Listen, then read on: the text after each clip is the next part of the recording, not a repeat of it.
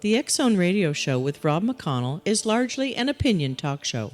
All opinions, comments, or statements of fact expressed by Rob McConnell's guests are strictly their own and are not to be construed as those of the X-Zone Radio Show or endorsed in any manner by Rob McConnell, REL-MAR McConnell Media Company, the X-Zone Broadcast Network, its affiliated networks, stations, employees, or advertisers.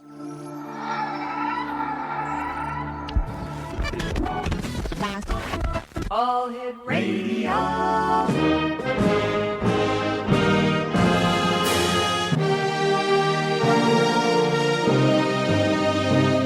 Welcome to the X Zone, a place where fact is fiction and fiction is reality.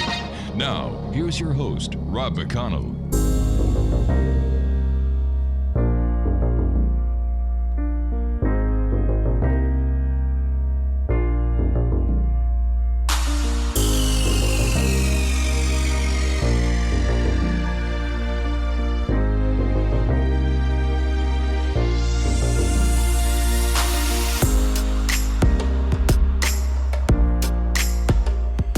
And welcome to the X-Zone, everyone. I am Rob McConnell, and for the next 4 hours, I am your host. I am your guide as together we cross the time-space continuum to this place that I call the X-Zone.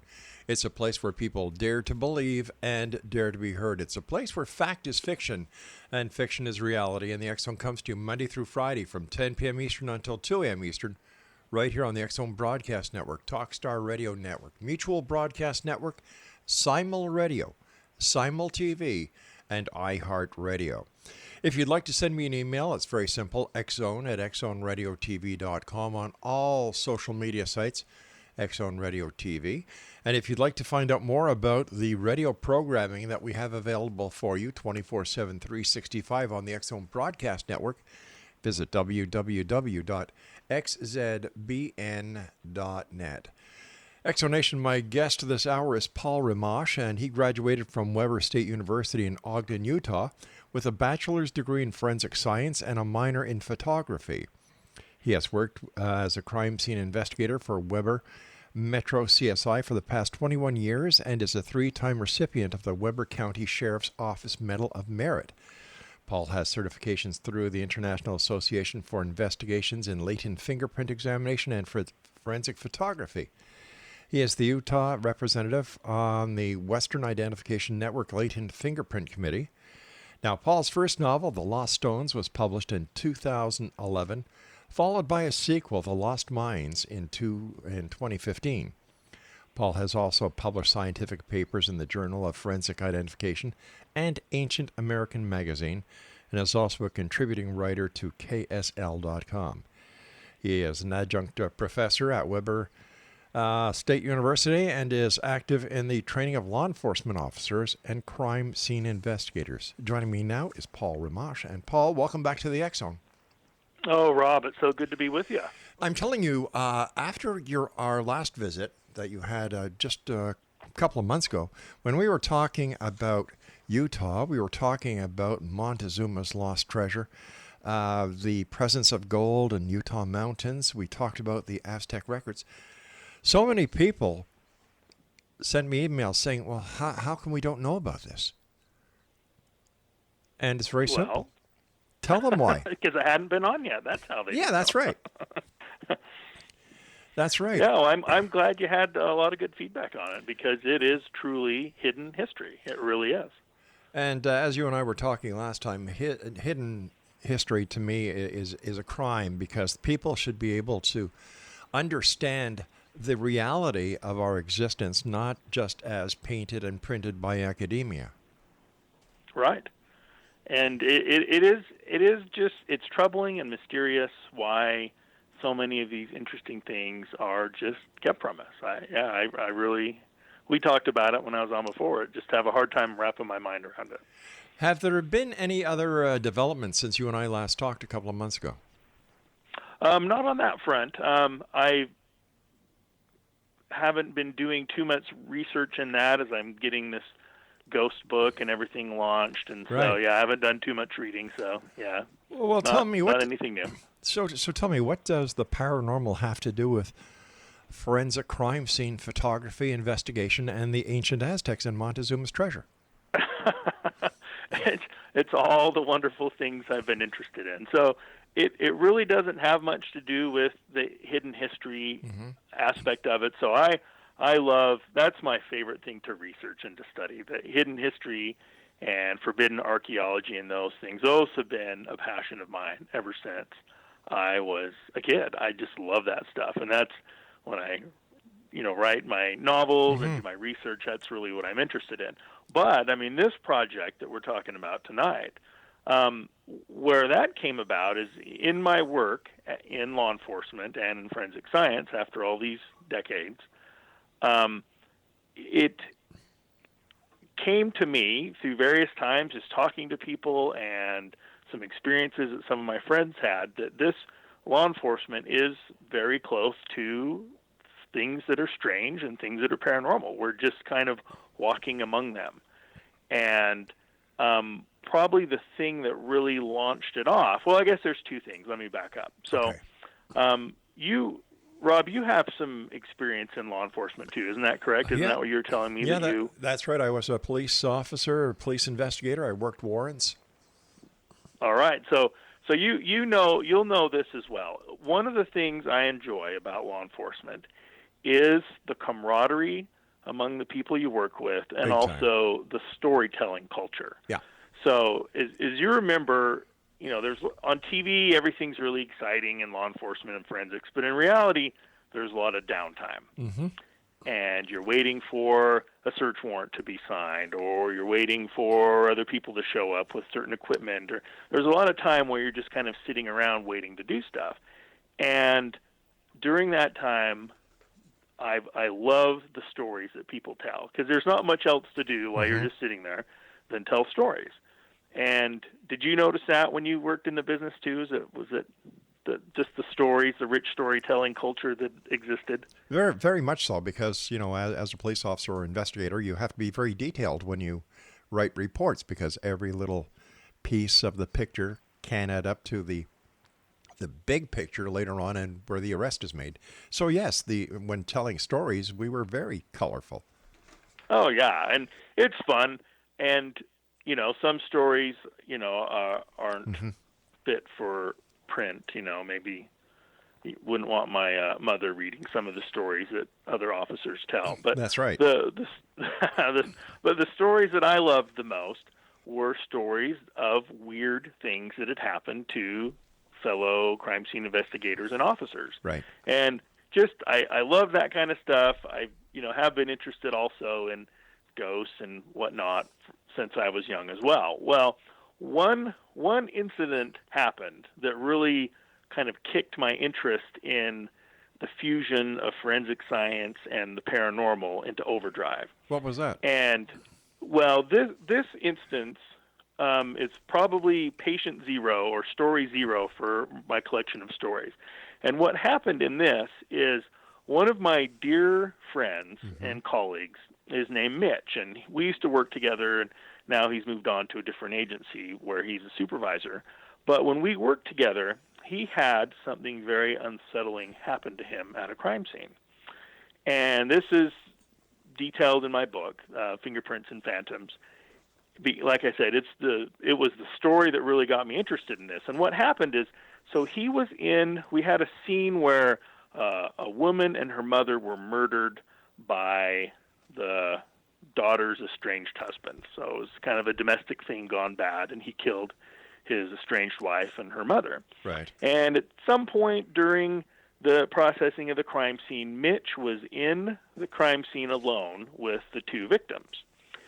And, because we were all there together, but sometimes the ebb and flow of a crime scene, more or less people are in there, and you have to go out and take a break or grab equipment or whatever. So at one point, Mitch is in there alone. Well, while he's sitting there, he's kind of kneeling down in front of the younger victim. And as a mental exercise, Mitch said, "Okay, tell me what happened to you." And he wasn't really speaking to the dead body per se. It was a mental exercise. What happened to you? Let's figure this out. Yeah. He was just doing it to kind of channel his thinking. But as soon as he said those words, the lights in the house went out. Oh, that's spooky. And so he's sitting alone in the dark with two corpses, and for him it probably seemed like an eternity, but who knows how long it was. Well, anyway, after a time, the lights came back on, and he was a little bit shaken by this experience, and he came out to where we were standing on the side of the street and said, "Hey guys, did you notice the lights going out in the house or the neighborhood here?" And we were like, no, we didn't see anything happen. There was no power surge or anything that we could see. And so he's like, okay, and he was a little bit freaked out, but he shook it off, and then went, back about his duties, and we finished the crime scene and went on with it. Well, Right. In the days and weeks after this crime scene, he started to notice really strange things happening at his home. So, first of all, he had a dog, the breed of pug, and the dog's name was the Dude. He was a very funny dog, very, very eccentric dog. Yeah, you know what, Paul? We're going to have a bit of a cliffhanger here because I've got to take my first commercial break. And by the way, I'm holding up a copy of Fingerprints and Phantoms, True Tales of the Law Enforcement Encounters with Paranormal and the Strange, by our guest this hour, Paul Rimmasch. And Paul and I will be back on the other side of this break as we continue here in the X-Zone from our broadcast center and studios in Hamilton, Ontario, Canada. For more information on the X-Zone Radio Show, visit www.xzoneradiotv.com. I'm Rob McConnell. Don't go away.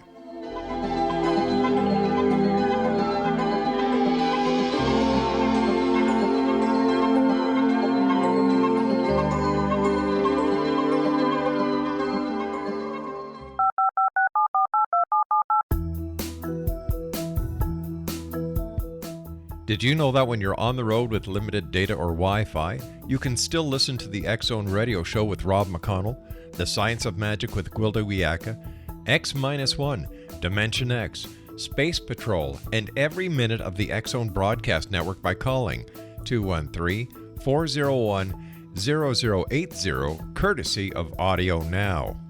No smartphone, app, or internet needed. It saves your data plan, and it's free if you have unlimited minutes. Call 213-401-0080 to listen on any phone, anytime, anywhere. Remember 213-401-0080 for the best of the paranormal, parapsychology, and sci-fi radio programming anywhere, 24/7, 365.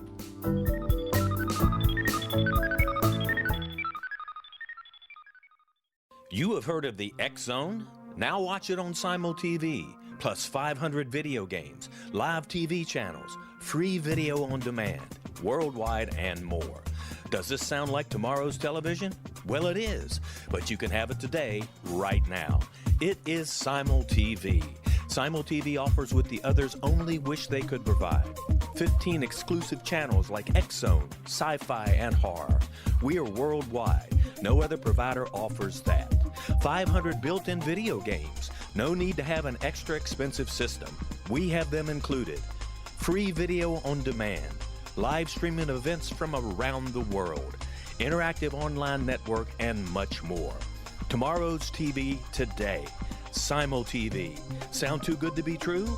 Well, it's not. You can have Simul TV today. Sign up at simultv.com. Do it today.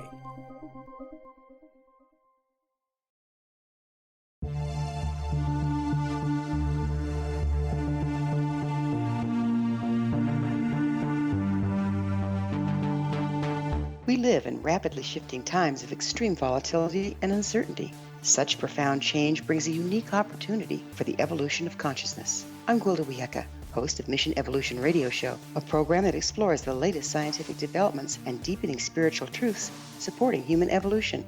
Join me on xzbn.net, where I interview leading experts in science, physics, medicine, spirituality, and more. By applying divergent viewpoints to leading-edge topics, we uncover expansive and evolutionary truth to assist you on your path to enlightenment. More information and past episodes are available at missionevolution.org.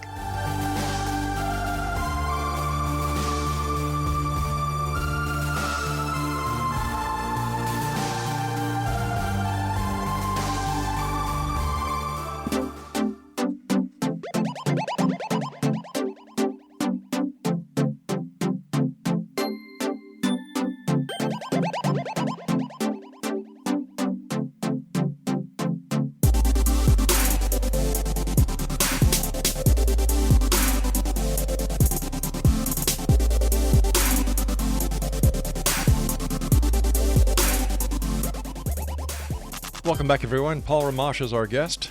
We're talking about Paul's latest book, Fingerprints and Phantoms, True Tales of Law Enforcement Encounters with the Paranormal and the Strange.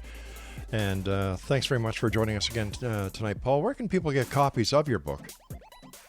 So the book is available on Amazon, of course, and then also Walmart.com has it, BarnesandNoble.com has it. So, yeah, if you search my name and the title, Google that, it'll pop up at various locations. Excellent. By the way, in the front of the book, it has a picture of the dude. That's right. Yeah. I'm glad you got your copy of the book. I thoroughly enjoyed reading it. Well, good. I appreciate that. It's a great book. Thank you.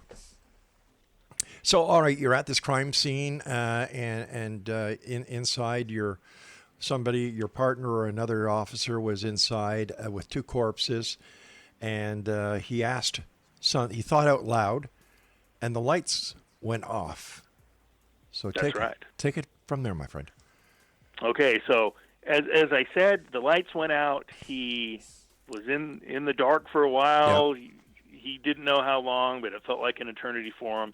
He came out and asked us if we had noticed a surge in the power or the power bumping, and none of us had. And none of the other houses on the street or even the porch light or anything, we hadn't noticed it.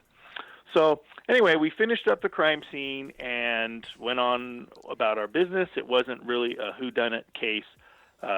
They had the husband in custody, and so it wasn't a case that we had to just do endless follow-up on because it was, pretty cut and dry. Sure. Well, anyway, Mitch started to notice in the days and weeks after he had gone home from this scene that bizarre things were starting to happen.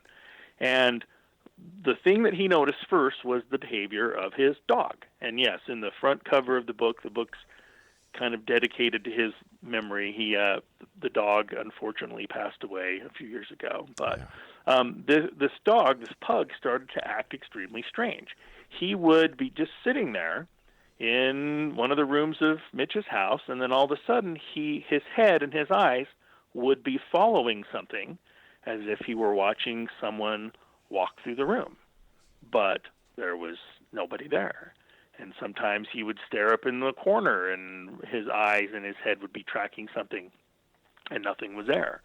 He became obsessed with certain rooms of the house. In the upstairs bathroom, for whatever reason, he would go up there and he would just bark, and he was just really obsessed with it. And Mitch just didn't know what to make of this. He's like, "What's wrong with this dog? What is going on here? He's acting like he's out of his mind." And then Mitch started to notice electrical anomalies in his house. The power in one particular room would go out, and he would check the fuse, and everything seemed fine, and the power would come back on, or his alarm clock would suddenly not be working, or other things. He would start to notice other electronic, like I said, anomalies. Well, he's not really putting this all together at this point. He's just noticing these random weird things, but then one day he started to date a new gal, and she came over to his house, and this lady was an intuitive. For her, the veil was thin. She could feel spirits and different things like that. And so as soon as she walked in Mitch's house, she's like, "Oh, wow, you have a ghost here." At that point, Mitch is like, "Oh, that might explain a few things." And so they started to talk about it, and with what the girl was feeling from the spirit and the things that she was asking Mitch, they eventually figured out that it was this girl who had been murdered by her husband. Wow. And that when Mitch had spoken aloud to her, she had latched onto him somehow and followed him home from a crime scene. And when we found that out, when he told us this story and we kind of put it all together, we were pretty shocked, because as crime scene investigators, you're always worried about what you're tracking into your house on your boots, right? The things that you walk through at crime scenes. You take your shoes off before you go in, or some people pull into their garage and totally strip down before they walk into their house.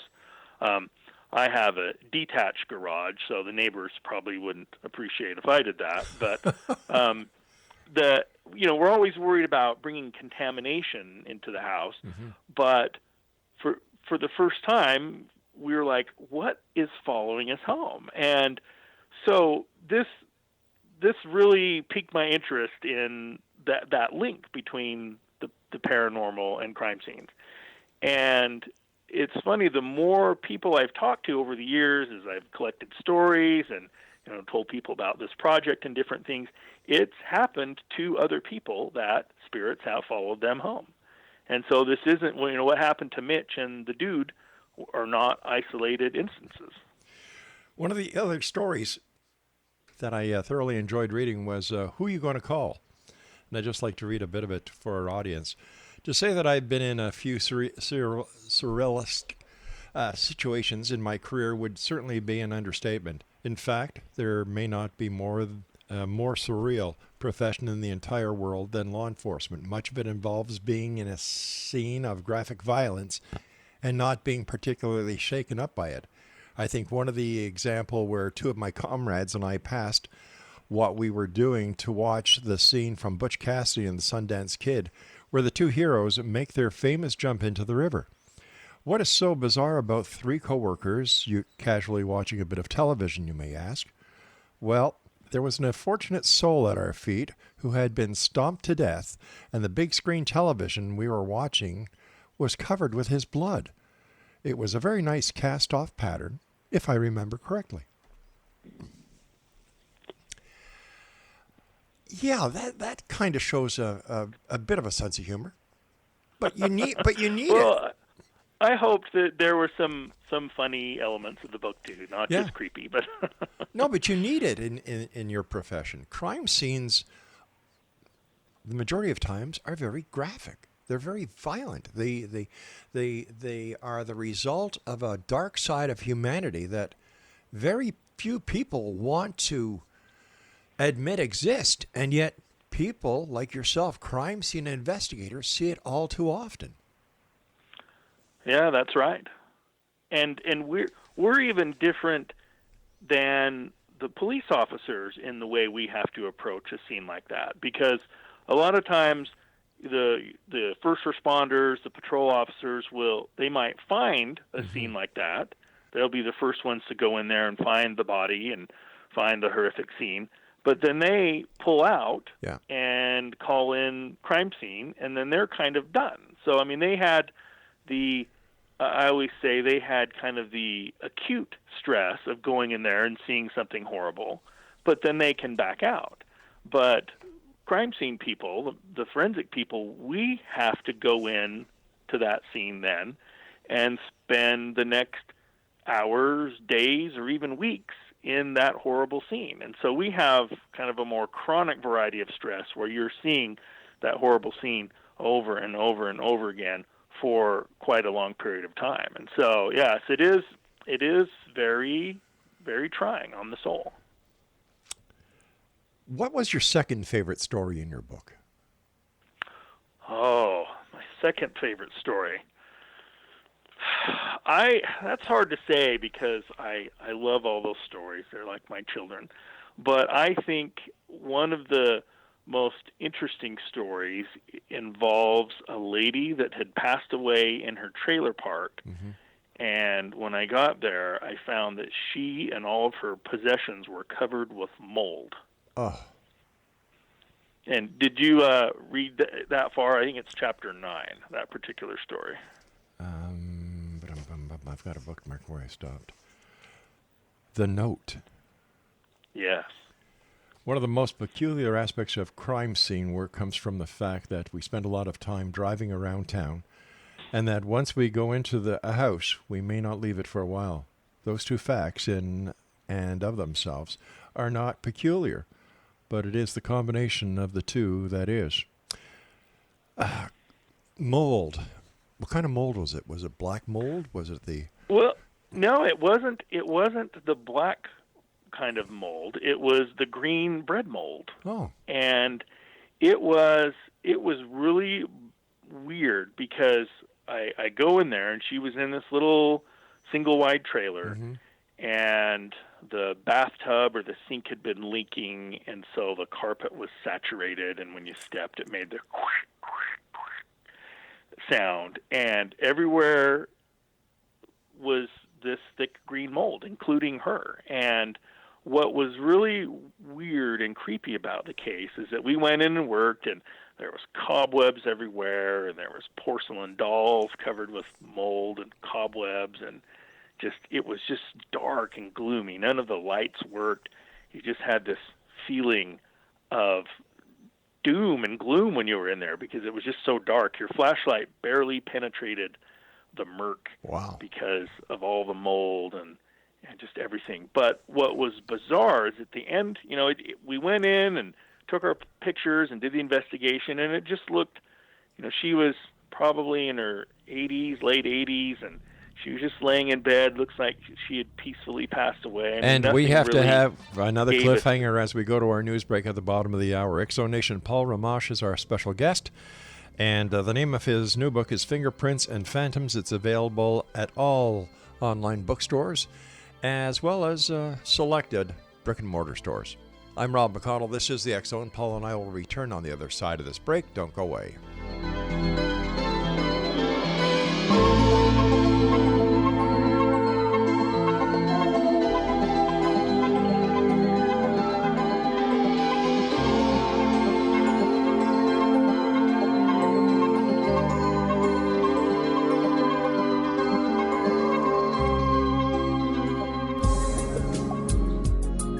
Broadcast studios in Hamilton, Ontario, Canada, to the world and beyond. You're watching the X Zone Broadcast Network, www.xzbn.net.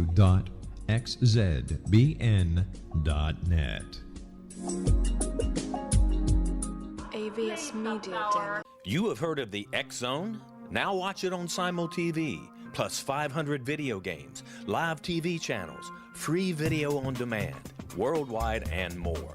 Does this sound like tomorrow's television? Well, it is, but you can have it today, right now. It is Simul TV. Simul TV offers what the others only wish they could provide. 15 exclusive channels like X-Zone, Sci-Fi, and Horror. We are worldwide. No other provider offers that. 500 built-in video games. No need to have an extra expensive system. We have them included. Free video on demand. Live streaming events from around the world, interactive online network, and much more. Tomorrow's TV today. Simul TV. Sound too good to be true? Well, it's not. You can have Simul TV today. Sign up at simultv.com. Do it today.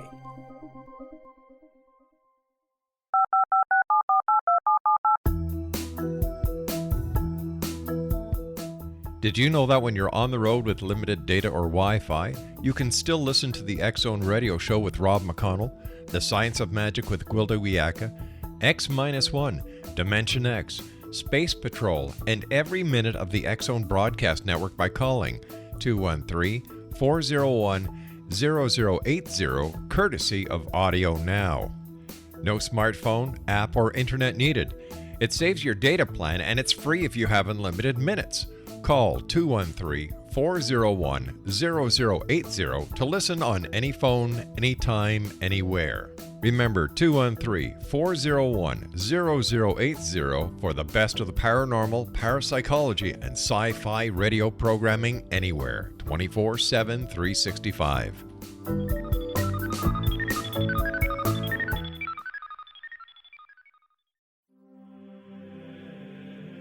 Rob McConnell here, presenting an overview for Nicholas Paul Jennings, author of a fascinating book, Amen. It presents facts revealed by Egyptologists, facts that enable us to understand why Amen is the beginning of creation of God. It provides recommendations for religious leaders of the major religions to unify their beliefs and teach the Word of God. Love one another. Amen informs people how mankind conceived God.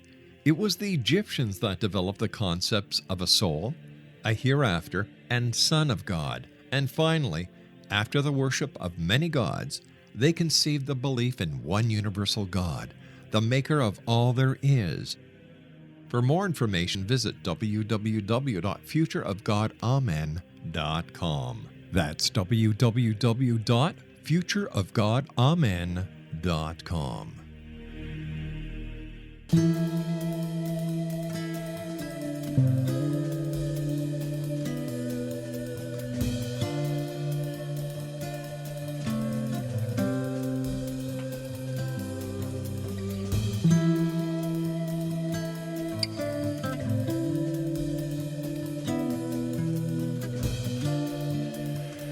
Exonation, Paul Rimmasch is our special guest, and we're talking to Paul about his new book that is out called Fingerprints and Phantoms, True Tales of Law Enforcement Encounters with the Paranormal and the Strange.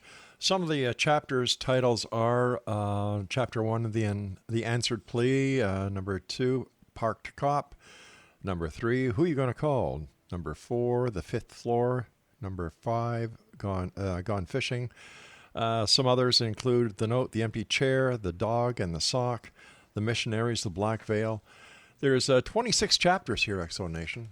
An ideal gift for anyone who is into true paranormal stories. Again, Paul, thanks very much for coming on the show. But continue the story about the 80-some-odd-year-old lady that was found in her trailer. There was no power. The carpet was soaked, and the entire place was covered with green mold. Yeah, and so, like I said, we went in, we did our investigation. Nothing looked out of place, as much as you could tell in a place like that, but nothing looked like it had been disturbed in a recent struggle or anything. And she was just laying peacefully in her bed. There was no signs of struggle. And so we, couldn't find anything to indicate that there was any foul play involved. Obviously, toxicology and autopsy still needed to be done, but we were pretty much satisfied that, we just had a natural causes death. But as I was getting ready to leave, it's my practice to do a final walkthrough. It's a really good idea once the body has been removed and you think you're done, just to go take another look in the crime scene and make sure you didn't miss anything. Right. And as I did that, I was looking around and I noticed that on her door there were a lot of old newspaper clippings and little drawings and different things, the kind of stuff people put on their refrigerator or door, something like that. But there was a piece of paper that seemed out of place. It wasn't as old and it wasn't as yellowed, but it was, the corners were turned down on it. And so I was curious and wondered what it was. So when I spread the paper back, I read something on the note that really shocked me, and I still don't know what to make of it to this very day. And on the note, it was written by hand, the words, "Who or what are you?" And I was like, oh, what is she talking about? Who is she talking to? Like, is she having some visitor, or is she seeing something or hearing something, or what? Like, I'm just so perplexed. Like I said, to this day, even though this was years ago, what did she mean by who or what are you? Wow. And yeah, I was creeped out then, and I still am today when I think about it. As a trained law enforcement crime scene investigator, an expert witness, a professional photographer, as well as a crime scientist, what do you make of the paranormal? How do you explain it? Can it be explained? Well, that's a really good question, because sometimes people have asked, and I've even wondered myself sometimes, is there a conflict of interest, or is it not really proper for me to be interested in these things because so many of them can't be proved? Or, all the paranormal, you really can't prove it by science. And the way I look at it, though, is I don't really have any qualms with my interest in it because of the way I was trained to think.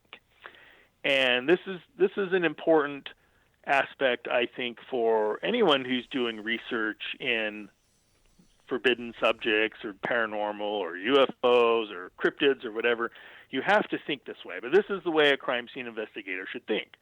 So the way kids are taught in school to think is the scientific method, where you have a theory, and then you flesh that theory out a little bit, and then you do some experiments and to test that theory, and then at the end of your experiments, you've either proved or disproved that theory. And like I said, that is the scientific method, and that is really pushed upon, in our education system. The trouble with that approach, the trouble with the scientific method is and I think we talked about it before, was the concept of anchoring. If you've had this theory that you've been working on trying to prove for 10 years, and it's your PhD thesis and all these things, you are going to become anchored to that theory, in that any information that comes along that might not fit that theory, you are going to either ignore or try to spin or something like that. But any good investigator, whether that's a police detective or a crime scene investigator or whatever, any good investigator doesn't have a theory first and then try to prove or disprove that theory. No. They have a more bottom-up approach to knowledge, to the acquisition of knowledge.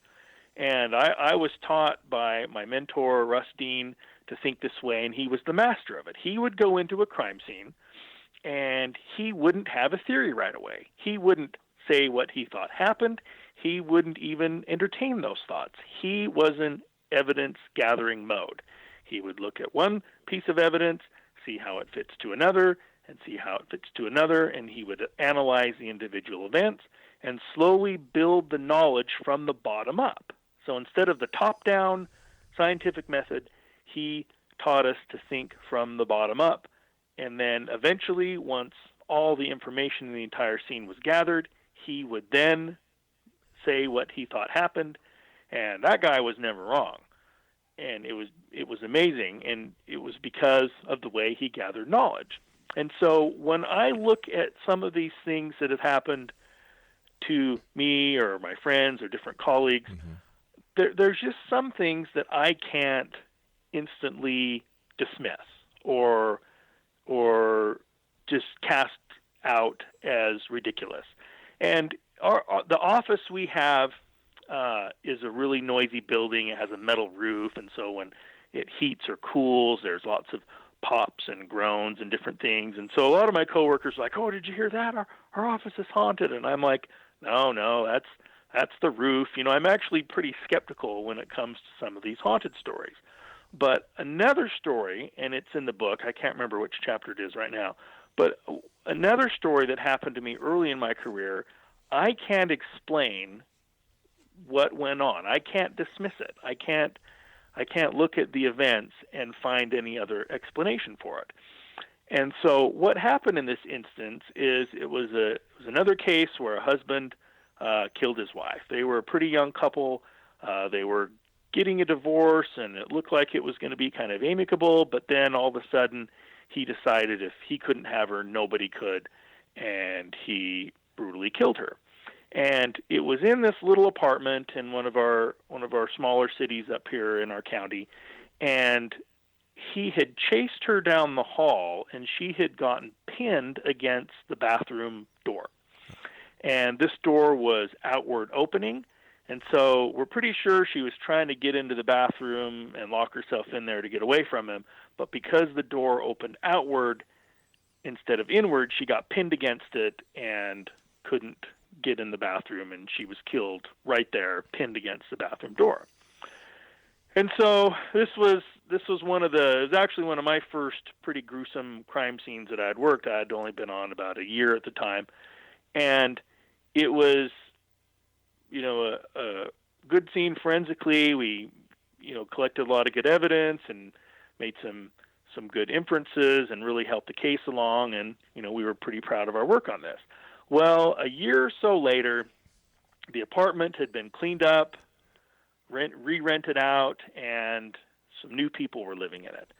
And these people had no idea what had gone on. They'd heard some vague rumor that in the apartment complex somewhere someone had been murdered, but they didn't know that it was in their unit. And so one day an officer came to their house for something completely unrelated. It was nothing to do with a homicide. He was taking a noise complaint or something like that. It was just, a pretty minor police matter. Well, at the end of it, the people, there was a man and a woman. The wife said to the officer, "Hey, did somebody get murdered in these apartments?" And the officer was like, "Well, yeah." And she said, "Well, which unit was it?" And the officer, who'd actually helped work on the case, he said, well, are you sure you want to know? And the lady's like, well, yeah, I want to know. And he said, well, this one. And the husband at the time was watching TV, and he said, oh, that explains a few things. And they seemed satisfied with the answer, and they were just going to go about the rest of their day. But this officer was interested. His interest was piqued by this whole conversation, and so he said, well, if you don't mind me asking, why did you ask those questions? All right, and we're going to have another cliffhanger here, the final one for this hour, Paul. We got to keep them wanting more, you know that, eh? All right, sounds great. That's right, Paul. Paul Rimmasch is our special guest, X-Zone Nation. He is the author of Fingerprints and Phantoms, True Tales of Law Enforcement Encounters with the Paranormal and the Strange. And Paul's book is available online at Amazon and other online book retailers, as well as brick and mortar stores. This is the X-Zone. I am Rob McConnell. Paul and I will return after we hear some words from our fine sponsors. Don't forget, the X-Zone radio TV show is now on the X-Zone TV channel on SimulTV, www.simultv.com. Don't go away.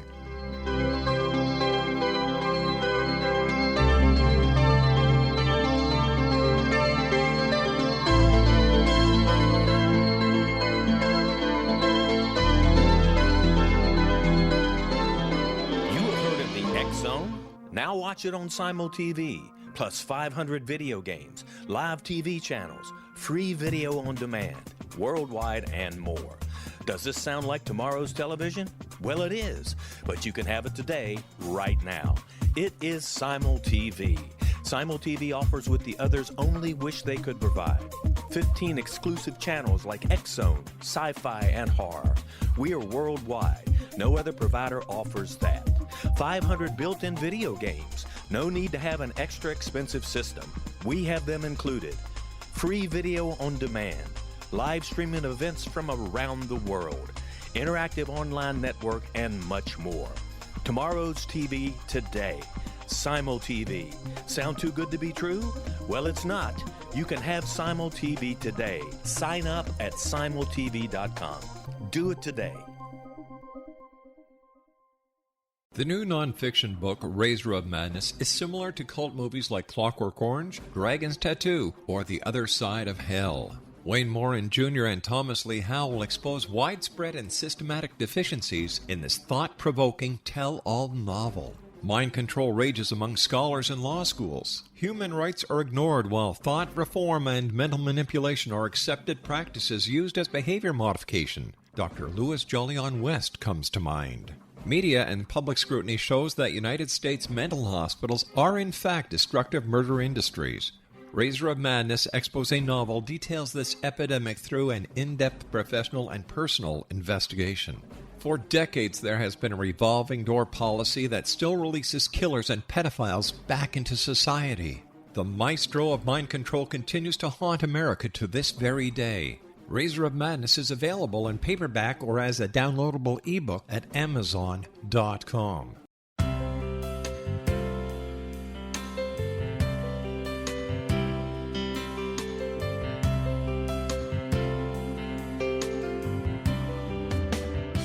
The concept of a new age has been around since the late 19th century, yet much of its original meaning has been lost. What exactly is the new age? Is it a religion, a collection of obscure esoteric practices, a series of doomsday predictions, or an astrological event? The New Age Chronicles is a unique complementary publication bringing reason and grounded information to separate fact from fiction. Chock full of valuable information to support you as we make the monumental shift into the new era. You won't want to miss a single innovative issue. The New Age Chronicles newspaper is coming soon to www.newagechronicles.com.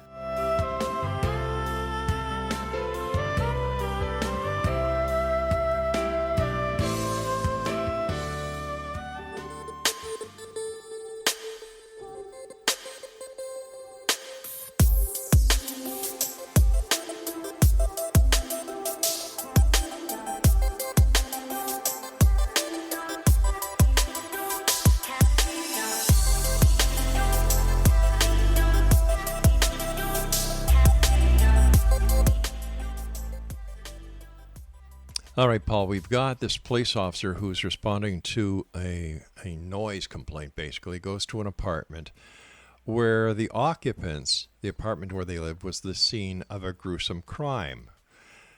The lady or the man asked where the apartment was, and the officer said, "Do you really want to know?" And the officer told him it was their apartment, and the man said, "Well, that explains a few things. Take it from there." All right, so yes, he says, well, that explains a few things, and then just goes back to watching TV. And like he was satisfied with the answer, and the matter was closed. But the officer who had been on the original crime scene, the matter wasn't closed for him, and he said, "Well, if you don't mind me asking, what do you mean?" And they said, "Oh, just some strange things happen in our apartment every now and again, like the bathroom door will open by itself and the light in the bathroom will turn on by itself." And when they told this officer that, he having been to the scene and having firsthand knowledge of where the woman was murdered, he said he felt the blood drain out of his face, because this was specific knowledge. Yeah. This was something that hadn't been put out in the media. It wasn't in the paper. There was no way that these people could have known about this door. And the door was crucial. She, like I said earlier, she was pinned up against the door, murdered right there. And it was as if in death she was trying to get that door open, the thing that she couldn't do in life. And so when I hear a story like that, where there's really very specific information that just they couldn't have randomly thought of that, it just leads me to believe that there's something going on. So sure, some weird, ghostly or paranormal things, people are hallucinating or having maybe some mental challenges with. Some things that people see are misidentifications, or they want to believe, or whatever. So we can explain away a number of things through those means. But there are things like this story that I can't explain away. And so something is happening. What exactly it is, I don't know. I don't pretend to be a paranormal researcher that has great theories about why this stuff's going on. I'm a storyteller and a story collector. But something is happening. Something has happened for, it appears, all of human history. People have been having paranormal experiences all over the world. Something's going on. And just to dismiss it out of hand because there's no tidy scientific explanation for it, I think is disingenuous, because something is happening to people and you can't explain everything away. As a trained professional and as a crime scene investigator, how would you approach investigating a paranormal event? How would I approach it? Yeah. I would probably run the other way because I'm kind of freaked out by it. I've never really fancied myself as an investigator like that. But, I guess if I was forced to do it, I would try to, gather as much hard evidence as I could, either with gathering EVP recordings or using some different types of photography like infrared or ultraviolet, try to catch something like that. I would probably try to approach it technologically like that. I remember when it was night patrol, I used to love working nights. I'd start at either 8 at night to 8 in the morning or midnight until noon the next day. Oh. And when we had to do the church checks, secure, see if the churches were secure or not, going through the graveyards at night to the church on a moonlit night, was no problem. But I'll tell you something, when it was raining with those cracks of lightning and the boom of thunder, the mind plays tricks on you. Yes, it can. It can. The other officers that you work with, I'm sure they also shared stories with you. What do your superiors say about your book and the way that it's been accepted by not only law enforcement members but by the general public? I think most of my superiors that know about it have been very enthusiastic about it. Excellent.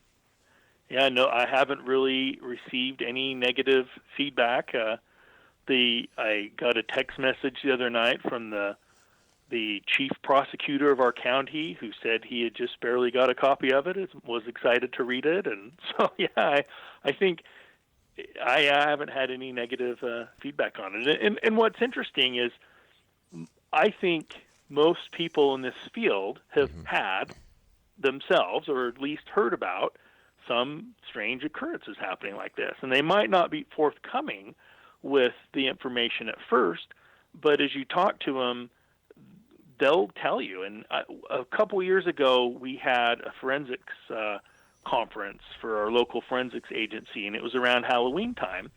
And so they wanted to do a little bit of a Halloween theme for the banquet. And so my book hadn't come out yet. It was, like I said, a couple years ago, but they knew it was in the works, the organizers. And so they invited me to put together a little presentation and speak about some of the stories that I'd collected. And presentation went really well. Everybody was excited about it. And then the organizers of the event opened up the mic at the end and said, hey, has anyone else had kind of a weird experience that they would like to share? Well, you could have heard a pin drop in the room. Nobody was really rushing up to grab the mic to talk about it. And so, after a minute of no one coming up, they closed the meeting, and then everyone went back to eating. And so I just went out and afterwards and started to work the tables and talk to the people and just say hi to friends and colleagues. And it was funny, even though nobody was forthcoming during the open mic section, every single table I visited had a story or two that had happened to people. Like they didn't want to tell everybody the story, but when they knew it was kind of a safe environment with me alone, one-on-one, they were more than forthcoming. And like I said, every table in that room had someone who'd experienced something strange. And so I think it's very common. The reaction of your family, how's that been? Oh, they probably get tired of hearing me talk about it. But yeah, they're excited too. I mean, they love my stories. I think my kids have always enjoyed me telling stories, and they accuse me of exaggerating, but the stories in this book are straight. There's no exaggeration, but they love my stories. It's been a lot of fun. How has the writing of the book, the collecting of stories, has it changed your opinion or the way you look at the paranormal? Well, it hasn't changed my opinion, but it's given me a lot to think about, because it seems you can kind of clump different, or you can clump the paranormal into different categories that might be some sort of explanation for them. You have kind of the restless spirit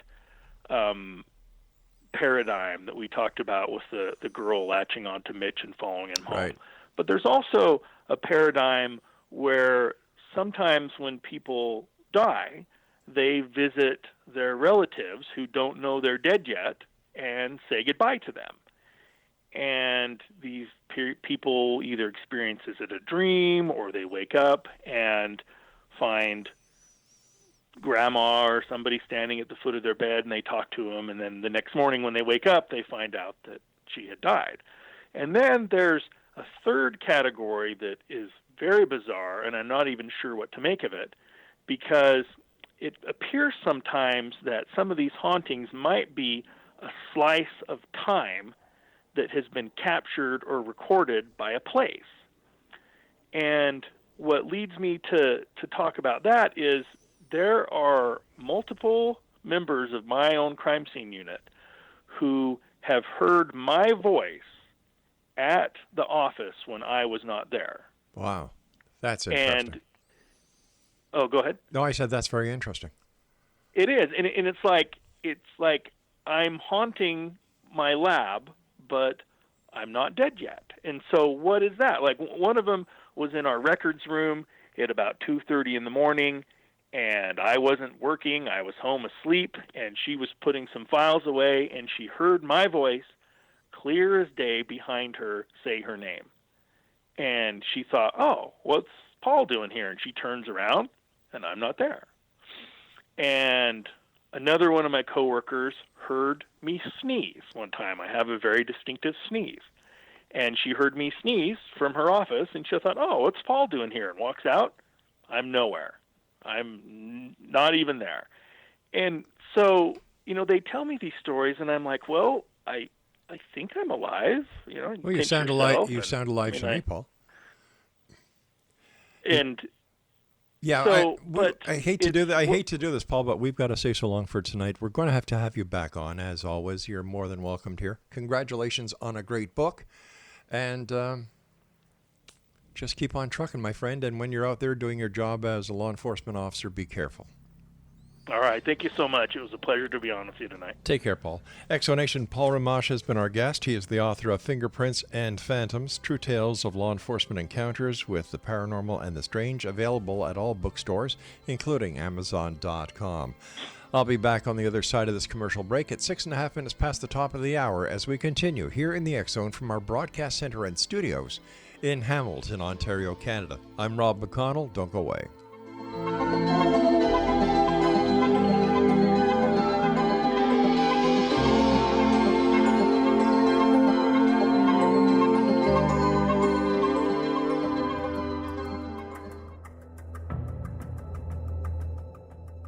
Modern Esoteric, Beyond Our Senses by Brad Olson, consummates the lifeology story about where humanity originates.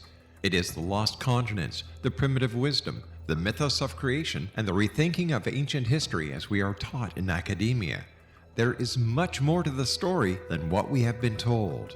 As this is the first book in the Esoteric series, Modern Esoteric starts at the beginning of time and accelerates up to this modern age.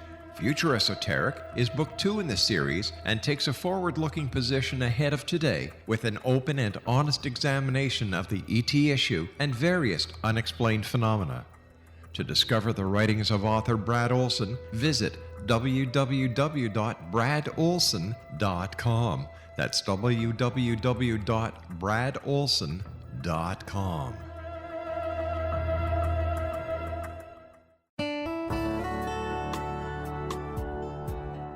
Are you or is someone you know struggling with addictions, depression, anxiety, relationships, low self-esteem, lack of confidence, grief, success, and prosperity?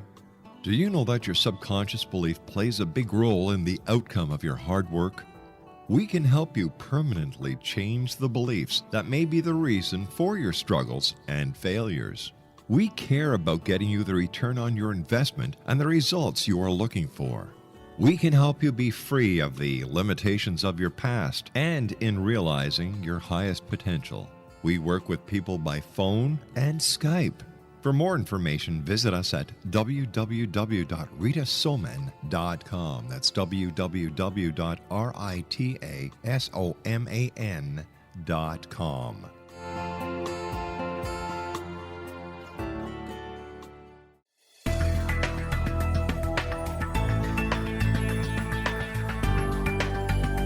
Do you think you have energy problems in your home? Do you feel better when you're away than when you're home? Joey Korn is a global leader in the world of dowsing who specializes in personal energy clearing and space clearing. He can help you create an ideal energy environment in your home no matter where you live in the world. Learn about his remote spiritual house cleaning services and much more at www.dowsers.com. You can get Joey's book, Dowsing, A Path to Enlightenment, as well as other dowsing books and tools, Kabbalah books, and Walter Russell books. Joey's work is really amazing. Go to dowsers.com right now. That's DOWSERS.com or call 1-877-DOWSING. That's 1-877-369-7464.